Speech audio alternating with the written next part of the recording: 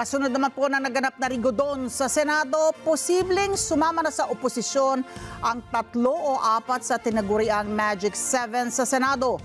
Bagamat nirerespeto ang kanilang desisyon, ang pakiusap naman po ni Senate Pro Tempore Jinggoy Estrada, huwag sana naman po silang maging destructive minority.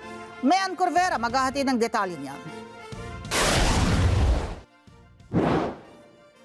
3 hanggang 4 sa tinaguriang Magic 7 sa Senado ang posibleng lumipat na sa oposisyon. Yan ang kinumpirma ni Senador Joel Villanueva matapos ang rigodon sa Senado at pagbibitiw ni dating Senate President Juan Miguel Zubiri. Tinukoy ni Villanueva sina Senador Sani Angara, J.V. Ejercito at Nancy Binay na posibleng mapabilang sa minority bloc pero wala pa silang pinal na desisyon hinggil dito.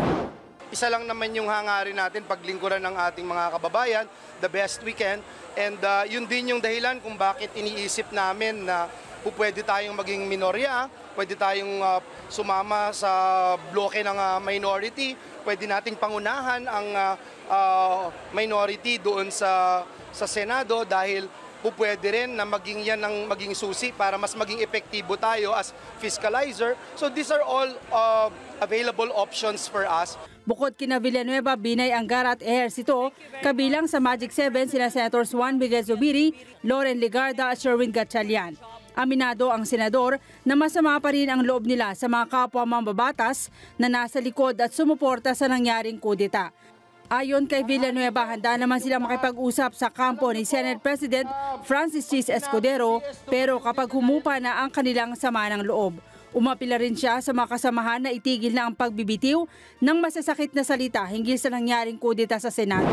Hindi naman natin maitatago yung ating emosyon at kaya kung mapapansin nyo, hindi naman tayo masyadong nagsasalita dahil gusto natin masiguro na lahat ng ating sasabihin ay hindi dahil sa taas ng emosyon natin o dun sa nararamdaman natin, no? Especially after giving our best, talagang masakit pa rin, no? Masakit pa rin dahil we walked the extra mile and we were burning literally midnight oils in working very hard. Kayo, more than anyone, the Senate media would know very well kung sino yung mga nag-overtime, nagtatrabaho lagi doon sa Senado. And yet, ganun pa rin yung nangyari, no?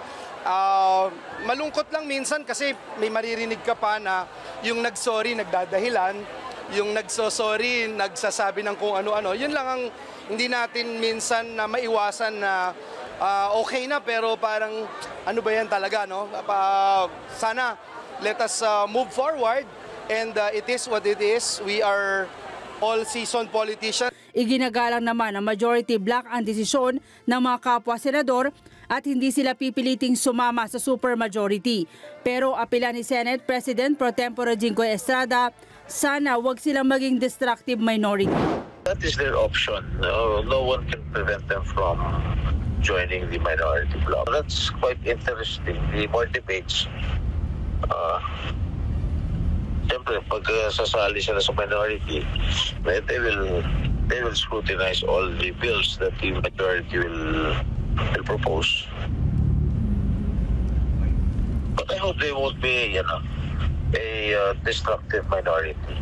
Nanawagan naman si Escudero sa grupo ni Zubiri na huwag ibaba ang bandila ng Senado sa pamamagitan ng pagsasabing pakana umano ng Malacanang ang nangyaring kudeta.